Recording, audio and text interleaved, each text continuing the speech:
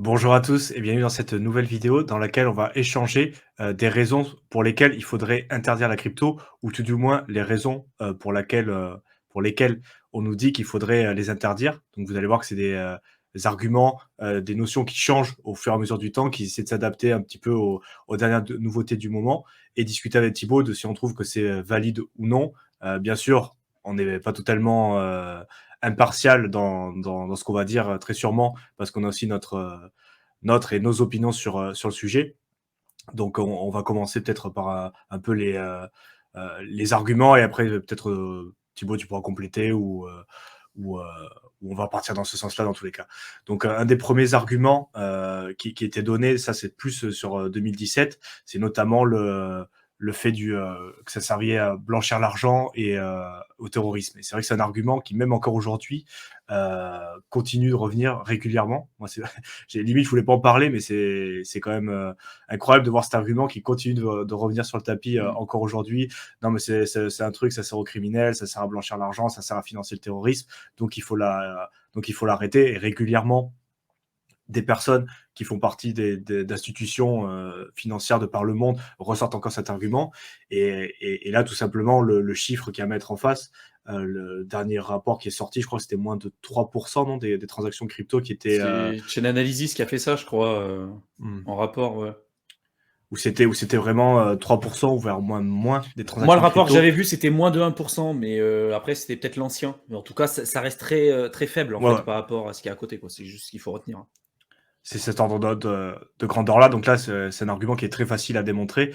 Et il y a des rapports. Alors, 2-3%, peu importe, mais vous avez compris, on parle d'une minorité très faible. Et là, et aussi un autre argument qu'on peut donner et qui sera valable pour d'autres arguments pour l'interdiction de la crypto, c'est au final, oui, d'accord, c'est un outil qui permet de faire effectivement du blanchiment d'argent, qui permet de financer le terrorisme, mais c'est comme l'argent normal, enfin, c'est comme l'argent normal.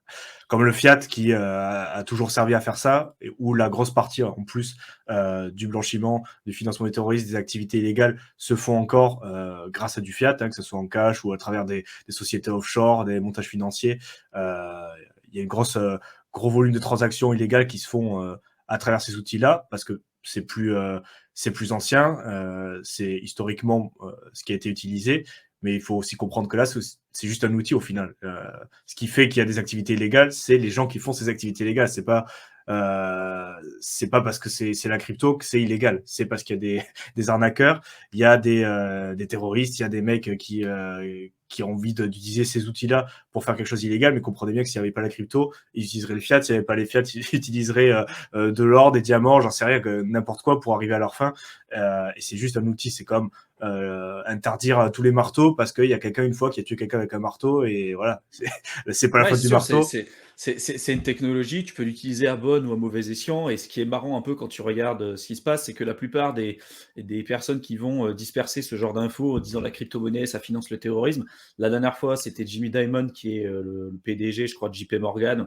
Et tu as même d'autres grosses banques comme HSBC et tout qui vont dire la crypto, ça finance le terrorisme, alors qu'eux, ils se prennent des milliards d'amendes chaque année parce que eux, ils financent le terrorisme et eux, ils font du blanchiment Du d'argent. blanchiment Et c'est d'argent, c'est prouvé. clair. Ils prennent des milliards chaque année par rapport à ça et ils ont le culot de dire la crypto, il faut l'interdire pour X ou Y raison. Et encore une fois, on a compris que c'était des mauvaises raisons. Et je dis pas que ça n'existe pas. Je dis pas qu'il faut pas lutter contre cette problématique, mais encore une fois, c'est un faux débat. Comme tu l'as dit, c'est un outil, tu peux l'utiliser pour faire quelque chose de bien comme quelque chose de mauvais. Et au tout début, d'ailleurs, le Bitcoin, la première fois où ça a été véritablement utilisé, ça a été utilisé par ceux qui souhaitaient acheter des produits illicites, notamment sur le Darknet et sur Silk Road. En 2013, il y a eu je ne sais plus combien de bitcoins qui ont été récupérés avec Russell Bricht qui a été le fondateur en fait de Silk Road. Mais il faut savoir que voilà, les premiers à adopter ces nouvelles technologies, c'est justement ceux qui ont envie un peu entre guillemets de se cacher, etc. Sans eux, au départ, il n'y a pas forcément d'adoption. En tout cas, c'est ce qu'on voit avec ces nouvelles technologies. Après, ils se sont rendus compte que non seulement c'était pas bon d'utiliser ces technologies là-dessus, parce que notamment pour Bitcoin, on est sur une blockchain transparente et j'ai envie de dire indélébile, c'est-à-dire que les transactions qu'on inscrit sur la blockchain, elles sont valables tout le temps. Donc si tu fais une mauvaise transaction aujourd'hui, peut-être que tu t'es pas fait choper aujourd'hui, mais en tout cas c'est inscrit de manière indélébile sur la blockchain. C'est comme si aujourd'hui, je sais pas, tu tues quelqu'un, tu t'es pas fait choper, mais c'est inscrit tout le temps, à toute ta vie, que c'est toi qui l'as tué, tel jour, telle heure, avec telle arme, avec telle intention, etc., etc.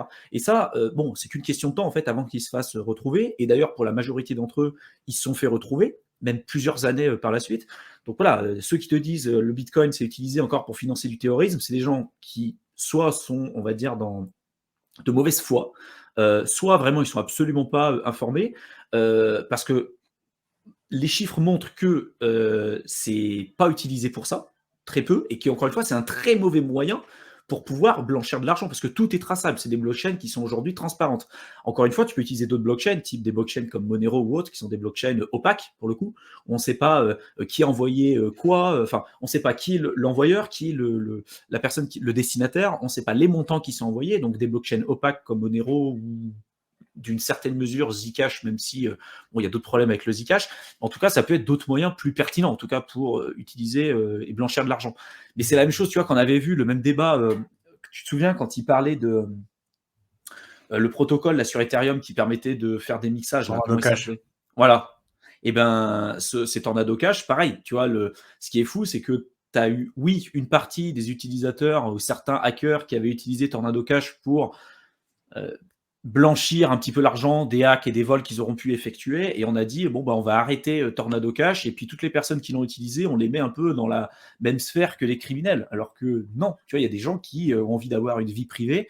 Et la vie privée, bah, c'est la source aussi à l'émancipation personnelle. Et c'est un droit propre à l'être humain. Sans ça, il n'y a pas de société capitaliste, il n'y a pas d'entreprise, il n'y a rien en fait. Tu peux pas vivre sans véritable vie privée, ou alors on se rapproche vraiment du livre de George Orwell, quoi. Donc moi je pense que c'est super important de protéger ces aspects-là, mais il faut vraiment savoir lire le double discours entre ce que des gens, typiquement des banquiers qui vont vous dire ça blanchit de l'argent, mais ouais, mais d'accord, c'est comme les taxis qui disaient Uber c'est de la merde. Ouais, mais frérot, mec, t'es taxi, ta valeur c'est normal, c'est ton concurrent direct, tu vois. Et les banques, pour moi, c'est pareil. Derrière, ils vont dire les banques, oui, on n'aime pas la crypto, mais on comprend, il y a un peu un délit, je sais pas, un délit d'initié, quoi. En fait, c'est pas des juste ils protègent leurs intérêts tout simplement. Ouais, Il faut du lobbying pour leur paroisse, j'ai envie de dire. Bon, c'est un peu le terme est pas forcément très heureux, mais bon, ils prêchent pour eux, quoi. Ils ont aucun intérêt à aller contre leur monopole et c'est ce qu'ils défendent. Et après, du coup, peut-être pour passer sur les autres arguments aussi pour avancer un petit peu, on avait dit c'est un outil et du coup les financement du terrorisme, blanchiment d'argent, et on peut aussi passer sur les scammers parce que c'est vrai qu'il y a beaucoup d'arnaques. C'est vrai que c'est quelque chose qui se développe et que ça soit sur la partie décentralisée, beaucoup de piratage, beaucoup de vols de clés privées. Et ce qu'on s'est rendu compte aussi, c'est que l'aspect centralisé, donc les entreprises n'étaient pas du tout à l'abri de ça, et il y avait des arnaques. Mais, je pense à FTX, il peut y avoir des arnaques même dans les gros poids lourds du secteur. Et donc là, il y a aussi cet aspect, on va mettre plus de régulation pour protéger les investisseurs, parce que la crypto, c'est de l'arnaque, il y a beaucoup d'arnaques. Et là encore, il y a cette notion d'outil, au final, de se dire que les arnaqueurs, en plus, il y a des vidéos qui arrivent très, très prochainement sur la chaîne aussi là-dessus, je ne sais pas si ça sera publié, mais quand il y a des crises économiques, quand ça va mal financièrement, on se rend compte que les arnaques augmentent. Donc les gens, ils essaient de récupérer de l'argent par tous les moyens. Et malheureusement, la partie illégale prend aussi de l'essor. Et donc, la crypto, ça s'y prête très bien, malheureusement, parce que c'est vrai qu'il y a un peu de complexité au niveau technique. Les gens ne sont pas forcément trop informés. Donc, c'est juste un outil de plus, encore une fois, dans leur panoplie pour aller soutirer de l'argent aux personnes qui font pas attention, et même ceux qui font attention à des techniques plus élaborées. Mais il y a encore plus d'arnaques à la carte bancaire, supplantation d'identité, voler l'accès aux comptes, aux banques, ça fait partie de la panoplie. Et au niveau des entreprises, ça a toujours existé aussi. Je veux dire, des fraudes aux IPO, Initial Public Offering, des entreprises qui n'arrivent pas forcément à délivrer, ou que ce soit carrément une fraude, un scam, où ils savent très bien qu'à la Enron, où ils maquillent les comptes, où ils ont une mauvaise tenue, une mauvaise gestion, et aussi comme FTX. Mais au final, tout ça pour dire je vais y arriver, que c'est pas forcément, encore une fois, du fait de la crypto qu'il y a des mauvais acteurs. Les mauvais acteurs, ils existent partout. Et à côté de ça, tu as aussi plein de startups qui essaient de faire du mieux qu'ils peuvent et ils construisent des projets. Après, il y a aussi le côté exécution. Est-ce qu'ils arrivent à délivrer leurs promesses? Est-ce qu'ils ont une équipe? Est-ce qu'ils ont le marketing qui va bien? Il y a tout ça aussi parce que c'est 99% de startups qui ont des projets. Donc, il y a aussi le côté, bon, des fois, ça marche pas. Il y a des piratages, il y a l'aspect technique, il y a l'aspect tout ça. Et effectivement, il y a quelques mauvais acteurs. Et c'est vrai que ça fait une mauvaise presse. Effectivement, quand tu as un mauvais acteur, il se trouve que c'est le numéro 2 du secteur. Et par contre, il faut aussi dire qu'il y a tous les VC qui étaient adossés. J'ai envie de dire, cette affaire, tu vois, tout le monde est rentré dedans, les venture capitalistes, même les investisseurs privés, parce que tout le monde backait ce projet FTX. Tout le monde était supposé faire sa due diligence. Mais au final, on se rend compte qu'il y a une cape de personnes, tu vois, des personnes de moyens, puissance financière ou pas forcément de premier rang qui se sont mis à dire ouais, ça a l'air bien et tout. Et au final, plus ça a augmenté, après tu te retrouves avec des mecs comme comment il s'appelle, Kevin O'Leary. Kevin O'Leary et d'autres grands noms de venture capitalistes, des mecs, tu dis, ceux-là, s'ils rentrent, c'est qu'ils ont fait leur due diligence, et au final, pas du tout. Les mecs, ils se rendent compte qu'ils sont rentrés un peu par grid et un peu parce que il y avait les copains qui étaient déjà là et que bon, s'ils sont, pourquoi on ne tirait pas? Après, pour Kevin O'Leary, il a quand même gagné pas mal d'argent. Rien que lui, il a récupéré un chèque quand même de 15 millions hein, pour FTX, donc on parle pas du tout de monsieur et madame tout le monde. Pour ceux qui savent pas qui c'est, Kevin O'Leary, donc c'est un gars qui est très connu aux États-Unis, puisque comme l'a dit Théo, il fait beaucoup de ventures capitalistes, il investit dans pas mal de startups, et il a passé dans une émission qui s'appelle Shark Tank, où il était aussi avec Mark Cuban, je crois, un milliardaire, et puis d'autres personnes de renom un peu dans le domaine de l'investissement. Et voilà, il s'est fait énormément cracher dessus aussi, parce que c'était quelqu'un qui disait, si demain Sam Bankman-Fried était amené à recréer une boîte, je réinvestirais dans lui, alors que tu as des gens qui ont perdu énormément d'argent à cause de SBF, à cause des fraudes, parce que c'était des fraudes. C'est pas juste j'ai fait faillite parce que voilà, c'est le sort qui s'est un peu acharné sur moi, ou il y a eu des fautes entrepreneuriales, parce que ça peut arriver. Non, là, c'est vraiment des fraudes. Ça a été acté, ça a été voté, ça a été montré et démontré à plusieurs reprises, et ça pouvait même aller très très très très loin. Donc ça, il faut vraiment le prendre en compte. Et donc quelqu'un derrière qui va continuer de défendre cette personne-là bec et ongle, c'est clairement du foutage de gueule. Et c'est un peu un pied de nez à toutes les personnes qui ont perdu beaucoup d'argent dans ce scam, quoi, hein, clairement. Donc, il faut vraiment arriver à lire entre les lignes, de prendre du recul par rapport à ce qu'on va vous dire, et comprendre que les personnes que vous allez entendre le plus parler sur les médias et tout, souvent, et j'aime pas faire des généralités, vous le savez, mais mettez-vous dans la tête, c'est quoi leur intérêt de vous parler de ça, tu vois. On en parlera, je pense, sans doute sur une autre de tes vidéos, ou sur une autre sur la chaîne crypto qu'on développe aussi avec Mickaël. Mais typiquement, tu vois, Michael Saylor, tout le monde l'idolâtre, ce mec, en disant ouais, c'est génial, Michael Saylor, c'est le premier à avoir placé de l'argent, des bitcoins dans sa trésorerie sur MicroStrategy. Et c'est vrai qu'il a permis de faire avancer énormément de choses. Il y a eu plein de points positifs à la rentrée de Michael Saylor là-dessus. Mais tu as l'impression que ces mecs-là, après, ils se prennent un peu pour des évangiles, tu vois, que dès qu'ils rentrent sur scène, c'est Michael Saylor. C'est religieux, les trucs. Alors que les mecs, il a rien fait. Hein. En 2013, il disait que Bitcoin, c'était de la merde, que ça allait mourir comme le gaming à l'époque. Résultat, il a FOMO le top quelques années après. Il a même dit, en plein milieu du top, à des personnes, à des particuliers, vendez vos maisons, hypothéquez vos maisons, achetez du Bitcoin avec de l'effet de levier au pire moment. Enfin, c'est quand même du gros foutage de gueule. Alors lui, il peut peut-être le faire, parce qu'encore une fois, il est milliardaire, il a une grosse société, il a beaucoup d'argent, et je suis pas en train de remettre en question sa capacité à gagner de l'argent. Par contre, je remets sa capacité à pouvoir donner entre guillemets des conseils en investissement, parce que typiquement, c'est pas le gars que vous devez, selon moi, écouter pour investir dans les cryptos. Le mec, au départ, il n'est pas rentré tôt sur des projets, il a FOMO le top, il a dit aux gens d'acheter avec un effet de levier. Oui, il apporte une certaine transparence avec son mining console là pour expliquer un petit peu ce qui se passe au niveau de l'industrie du minage. Donc oui, ça a permis de faire tous ces trucs-là. Mais attention, pareil pour Elon Musk, tu vois, j'ai une grande sympathie pour ce mec et je pense qu'il révolutionne énormément de secteurs. Mais attention, avec un tweet, il permet de faire pumper le Dogecoin. Il ne le fait pas pour vous faire gagner de l'argent. Hein. Il peut influencer le marché aujourd'hui, vu l'influence qu'il a et vu la capacité financière qu'il a, il fait clairement ce qu'il veut. Et quand il explique, quand il achète du Bitcoin, quand il avait dit oui, on peut acheter des Tesla maintenant avec les bitcoins, il a ouvert, tu sais, la capacité de pouvoir acheter sur son site avec des bitcoins directement des Tesla. Et puis après, il a arrêté. Il a dit non, mais en fait, le bitcoin ça pollue et tout. Je dis mec, tu bosses dans une industrie, genre il a créé, c'était quoi? C'était Starlink. Il crée des fusées là, qui permet après de se reposer et tout, qui n'avait encore jamais été fait jusqu'à maintenant. Il bosse dans cette industrie-là, tu vois, entre guillemets, de pollution, utilisation des carburants, tout ce que tu veux. C'est un mec qui est hyper intelligent. Et tu vas me dire, mec, tu as investi plusieurs milliards dans le Bitcoin, dans ta trésorerie, pour dire quelques temps après que c'était quelque chose qui polluait. Foutage de gueule. Et après, il disait même, dans ses discours, je vendrai jamais de Bitcoin, je le garderai dans ma trésorerie dans Tesla. Et puis à un moment donné, forcément, quand il a dit qu'il avait acheté, ça a fait pumper le prix. Il en a vendu, même s'il avait dit au départ qu'il n'allait pas en vendre. Et il a dit c'était pour tester la liquidité. Mec, foutage de gueule, encore une fois. Donc attention. Tout n'est pas acheté comme d'habitude. Je déteste les gens qui sont hyper polarisés que d'un côté ou de l'autre. Mais ayez cette capacité à faire la distinction entre ce que ces gens veulent faire passer comme message, ce qui est important pour vous, ce qui va jouer éventuellement en votre faveur et ce qui va jouer complètement contre votre manière d'investir et contre votre faveur aussi, encore une fois.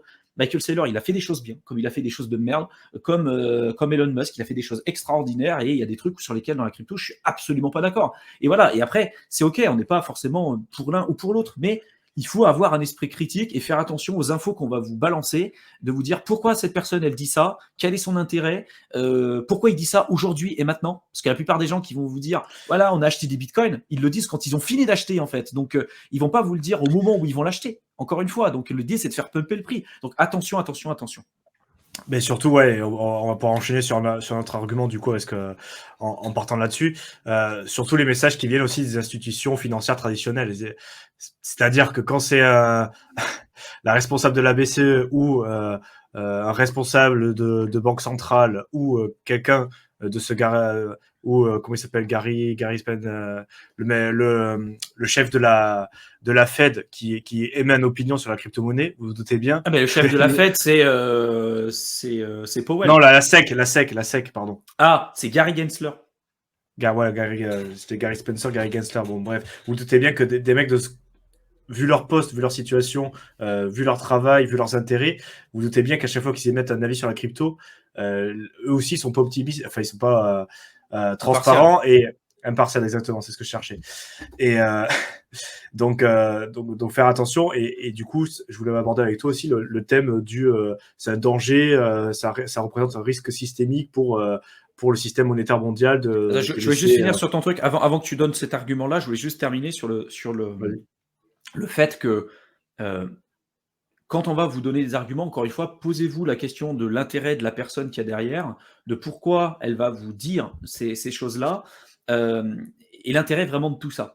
Ce que je voulais rajouter là, c'est que la régulation, on n'est pas en train de dire il ne faut pas de régulation. Moi, je pense que dans une certaine mesure, vu ce qui s'est passé avec FTX, Celsius et tous les hacks et toutes les scams, les arnaques et les choses qu'on a pu voir passer ces dernières années, ces derniers mois et qui vont continuer encore d'arriver, je pense qu'il y a un intérêt d'avoir une régulation. Et je pense qu'il y en a un véritable besoin. Mais après, pareil, est-ce que cette régulation, elle va être faite vraiment pour protéger le consommateur ou est-ce qu'elle va être faite pour contrôler encore plus ce qui se passe et pas du tout dans l'intérêt des consommateurs et de la protection des particuliers. Tu vois, quand il y avait des députés en France qui disaient que c'était une honte ce qui arrivait sur FTX et tout, et que cette personne-là, c'était une députée, elle disait ouais, le seul moyen pour protéger les particuliers, en réalité, c'est d'éviter en fait qu'ils gèrent correctement leurs fonds. Elle, typiquement, la solution qu'elle apportait pour FTX, pour Celsius et tous ces trucs-là, c'était d'interdire le self-custody et d'interdire l'utilisation des hardware wallets type Ledger ou Trezor. Et tu as envie de dire, mec, c'est la solution en fait à ce problème. Les gens, s'ils se font hacker, s'ils continuent de laisser leur crypto-monnaie sur des plateformes d'échange et si les plateformes d'échange partent avec la caisse, si tu veux vraiment protéger les consommateurs, tu incites ces gens-là à protéger leur crypto-monnaie avec une clé privée et tout. Et non, elle était plutôt pour faire une utilisation prohibitive de ça, d'interdire l'utilisation du self-custody et des wallets personnalisés type Ledger ou Trezor. Donc, encore une fois, attention, sachez lire entre les lignes. Oui, il y a des problèmes. Oui, il y a des problématiques qu'il faut faire remonter. Je pense que la régulation peut en régler une bonne partie. Mais attention des solutions qui vont vous présenter et de vous dire est-ce que c'est vrai, ça va vraiment pousser dans le bon sens ou est-ce que derrière il n'y a pas un faux discours. Là, on se rend compte que la plupart du temps, il y a un faux discours, il y a des mensonges qui sont plus gros, qui sont plus gros que nous, clairement. Et donc, il faut arriver à vous dire, voilà, est-ce que les gens qui sont en face de nous, ils œuvrent pour le bien commun ou pas? Et la majorité d'entre eux, c'est pas le cas. Oui, après, il va peut-être continuer sur cet aparté, parce que je peux apporter peut-être un peu plus de données sur ce point-là. Il faut bien comprendre aussi comment ça marche, la régulation, comment c'est mis en place au niveau européen, au niveau national, comment ça marche réellement. Là, tu as donné l'exemple de certains politiques qui font des sorties en émettant une opinion, en émettant une solution de leur propre, voilà, peut-être qu'ils y ont pensé cette nuit, peut-être qu'ils y ont pensé sur l'instant, peut-être qu'ils n'ont jamais réfléchi, peut-être qu'ils n'ont aucune donnée, peut-être qu'ils sont formés aussi, mais dans tous les cas, c'est jamais eux seuls qui prennent la décision, c'est-à-dire que tu as les lobbyistes qui arrivent, et du coup des deux camps, hein, bien sûr, qui vont leur voir, ils vont toquer au cabinet, ils disent bonjour monsieur, voilà, j'ai mes arguments, ce que obtenir une réunion, ils arrivent avec leur talking points, bien sûr, qui vont dans leur sens, hein, que ça soit l'industrie crypto, donc qui pousse dans son sens, et versus peut-être les institutions qui en plus ont l'avantage du coup d'être directement pluguées aux institutions nationales, hein, si c'est quelqu'un de la Commission européenne ou bien sûr que la Banque centrale, ils ont peut-être plus facilité à avoir accès à ces personnes-là pour leur exposer leurs points, et au final ils essaient de faire le pour et le contre, voir ce que les gens pensent. Il y a aussi des consultations publiques, hein, sur tous les textes de loi qui sortent au niveau national et européen, il y a une consultation publique, donc c'est-à-dire qu'il y a un draft regulations, une régulation brouillon, c'est-à-dire pas la version définitive, mais une version première ébauche du texte qui sort à consultation. Il faut savoir que sur les lois européennes, tout le monde a le droit et peut participer gratuitement et de manière libre aux consultations, c'est-à-dire dire moi je suis plutôt d'accord avec ce projet de loi parce que machin, ou moi je suis plutôt contre. Et au final, c'est vrai que ça se joue aussi un peu en partie là, parce que du coup, s'ils voient qu'il y a 10 000 personnes qui ont répondu, il y en a 9 000 qui sont pour le projet de loi, et il y en a 1000 ou 2000 qui sont contre, du coup, ils se disent qu'ils vont plutôt dans le bon sens. Et après, ça dépend aussi des gens qui participent. Et c'est vrai qu'il y a tout ce côté-là aussi. Et à la publication du projet de loi, en fait, ça peut changer, parce qu'après, il y a des débats. Une fois qu'ils ont cette ébauche qui a été faite, il y a des débats qui se font. Et là encore, il y a des jeux politiques, parce qu'il y a plusieurs formations en fonction des jeux d'alliance. Par exemple, si c'est la majorité qui veut pousser un truc, mais peut-être que les lobbyistes ont été voir ceux de la minorité en leur expliquant les points. Du coup, ceux de la minorité se sont dit, ah, mais attends, ça c'est bien pour les faire chier concrètement, ou pour leur mettre des bâtons dans les roues. Du coup, moi, je vais porter tes arguments et on va aller contre la majorité. Donc, il y a tous ces jeux politiques, et au final, la régulation qui sort, c'est pas quelqu'un, voilà, un corps politique qui l'a décidé. Il y a eu tout ces personnes qui ont été consultées, il y a des avis qui ont été pris en fonction de la durée, de l'importance des personnes. Il y a eu plus de poids qui ont été donnés à certaines choses. Donc du coup, c'est vraiment jusqu'au final, on sait pas vraiment ce qui va sortir. C'est pour ça qu'on peut pas faire non plus trop de spéculation sur ce qui viendra dans la régulation, parce que c'est vraiment jusqu'à la publication du texte. T'es pas sûr de son contenu à 100%. Et même après, il y a des addendas, il y a des modifications. Donc il y a aussi ce côté-là. Bon, je pense on s'est un peu. Oui, mais c'était important d'apporter cette info aussi. Je pense que c'est vraiment un truc, parce que moi je travaille un peu là-dedans, et c'est quelque chose qui est méconnu. On se dit, ah, c'est une loi qui nous vient comme ça. Comprendre un peu comment ça arrive. C'est pas non plus quelqu'un qui décide tout seul, on va faire cette loi-là, heureusement. Et on la publie, et ça marche comme ça. Non, il y a tout un processus, c'est acté, et c'est vrai que c'est complètement méconnu, parce que c'est un peu compliqué, mais faut savoir que ça se passe comme ça. Et du coup, c'est important que les acteurs de l'industrie, et même nous-mêmes, porter nos opinions, mettre de la voix derrière ce qu'on pense, parce que sinon, il peut y avoir cette impression un peu distordue, où il y a les autorités nationales qui disent oui, mais il faut protéger machin, les consommateurs et tout, mais si les consommateurs ils disent jamais rien, au final, tu te fais pas entendre. Donc du coup, il y a aussi cette partie-là. Et du coup, qu'est-ce qu'on voulait toucher comme point? On avait dit protection des consommateurs. Bon, je pense qu'on l'a un peu touché. Et je pense un dernier point, pour pas trop traîner non plus, tu l'as touché aussi avec Elon Musk, l'aspect environnemental. Donc il y a aussi maintenant la narrative sur l'aspect environnemental, consommation d'énergie. Donc je sais pas si pour commencer, si tu as des données par rapport à ça, parce que moi j'avoue que les derniers Moi, ce que rapports j'avais lu la dernière fois, les rapports, notamment du Mining Console de Michael Saylor, c'était de montrer qu'il y avait 70% aujourd'hui de l'énergie qui était utilisée pour Bitcoin, c'était de l'énergie renouvelable. Donc quand on en dit Bitcoin pollue et tout, Bon, ça, c'est des trucs qu'on entend depuis des années et des années. Et encore une fois, il y a toujours des avantages, des inconvénients. C'est l'éternel débat entre le proof of work et le proof of stake. On a déjà fait pas mal de vidéos ensemble dessus et sur les autres chaînes pour expliquer tout ça. Mais voilà, derrière, les gens qui disent Bitcoin pollue, bon, encore une fois, c'est dans quelle mesure? Et on le compare par rapport à quoi? Ceux qui te disent Bitcoin, ça utilise plus de consommation électrique que tel pays.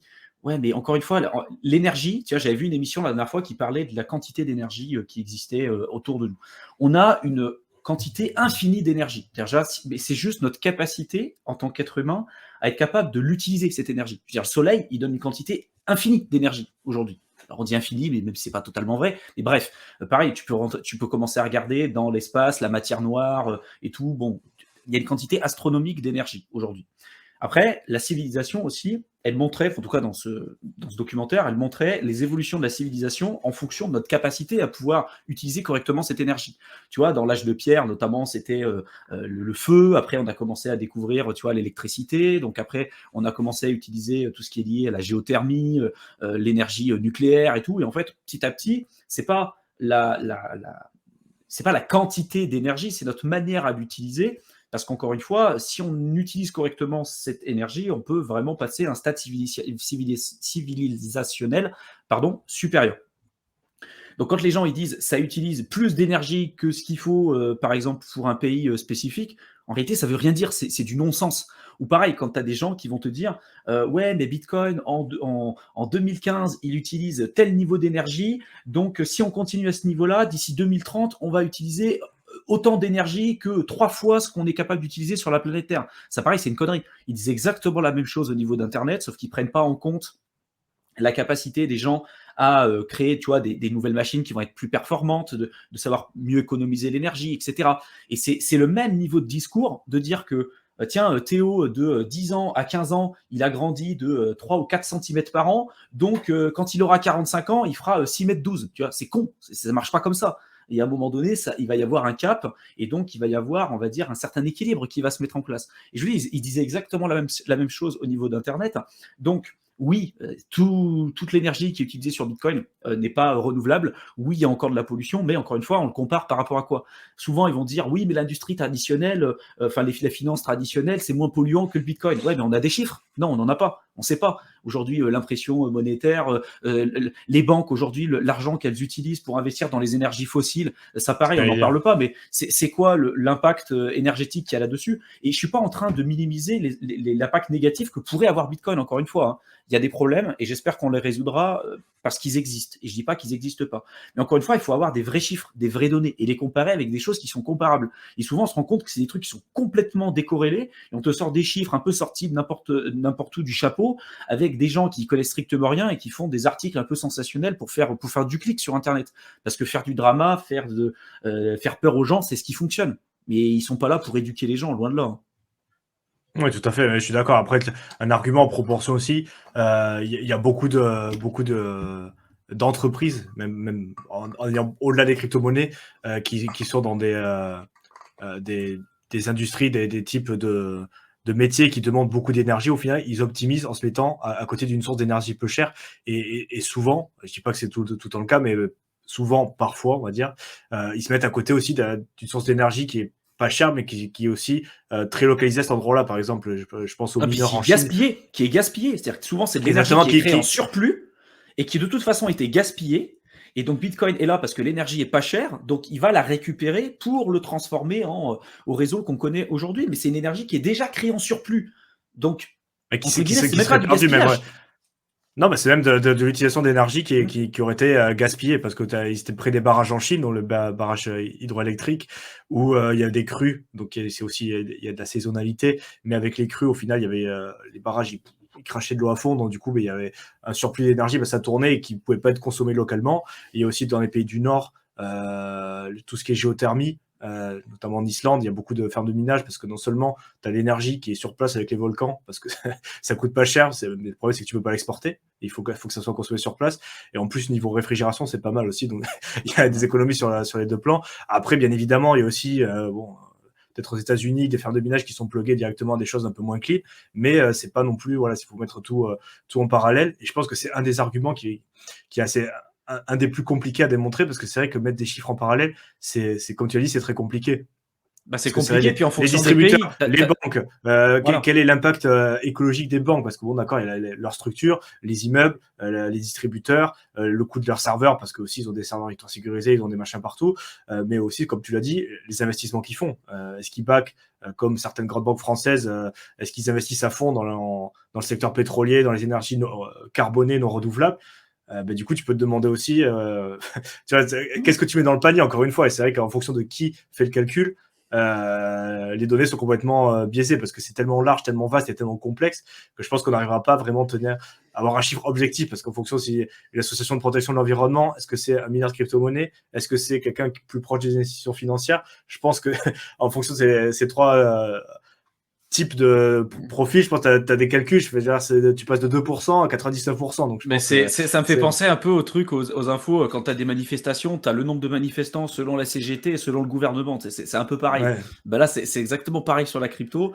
Et après, faut faire attention aussi au discours des gens qui vont vous dire c'est du gaspillage d'énergie, le bitcoin, ça gaspille de l'énergie alors qu'on pourrait l'utiliser pour faire telle ou telle chose. C'est pas vrai. Encore une fois, ce qu'on vous a dit au début, la plupart de l'énergie qui est utilisée pour bitcoin, c'est de l'énergie qui était déjà gaspillée, entre guillemets, qui n'était pas utilisée parce que c'est là où l'énergie est pas chère. La plupart des mineurs, ils sont pas là pour acheter de l'énergie à 50 centimes le kilowattheure. Ils sont là pour acheter un truc qui est vraiment pas cher. Et donc, bah, pour avoir cette énergie pas chère, c'est de l'énergie qui était déjà créée en surplus et qui est amenée déjà à être utilisée, qui de toute façon aurait été gaspillée. Et puis derrière, qui sont ces personnes pour pouvoir dire aux gens que le Bitcoin, typiquement, c'est un gaspillage d'énergie. Moi, je ne considère pas que c'est du gaspillage d'énergie parce qu'aujourd'hui, avoir une réserve de valeur décentralisée, résistante à la censure, ouverte, etc., moi, j'y vois une immense valeur justement là-dessus. Et qui sont ces gens pour te dire c'est de la merde, il faut pas l'utiliser? Non, on essaye de créer justement un système libre et je pense que chacun a le droit de voir de la valeur là où il pourrait potentiellement en retrouver. Et c'est vrai qu'on n'est pas tous équivalents dessus. C'est facile quand tu es dans un pays développé, quand toi tu as accès à un compte bancaire, quand tu as accès à tous tes trucs et que ta monnaie elle fait pas le yo-yo ou elle n'est pas dans une hyperinflation, de dire ah, le bitcoin c'est de la merde, ça pollue ou ce que tu veux. Ouais, mais quand tu es dans des pays où justement tu te retrouves avec des problématiques que toi tu as la chance de pas avoir dans des pays développés, tu te diras ouais, peut-être que là j'y vois une valeur. Donc il y a aussi une part, encore une fois, d'humilité, on le répète tout le temps, mais il y a une part d'humilité à avoir, de prendre du recul sur ce que les gens vont dire et de ne pas prendre pour argent comptant tout ce qu'on va vous exposer, de toujours comparer les sources. On va vous prenez un article qui va vous expliquer pourquoi le Bitcoin c'est de la merde, pourquoi ça pollue. Regardez ces infos-là. Regardez un article qui va vous dire l'inverse, justement, d'arriver à faire la part des choses entre les deux et de vous dire tiens, est-ce qu'il n'y a pas justement un entre-deux? Et de retourner toujours sur des sources officielles, parce que vous allez voir que la majorité des gens ne feront pas ce travail-là et vont juger parce qu'ils auront entendu une info sur BFM, ils auront entendu une info sur Le Monde et ils répètent, ça fait depuis 2013 que les gens répètent la crypto, ça finance le terrorisme, il y a que des scams, il y a que des trucs. Ça me fatigue en fait. Au bout d'un moment, moi ça me gave parce que les gens ils font pas leur recherche en fait.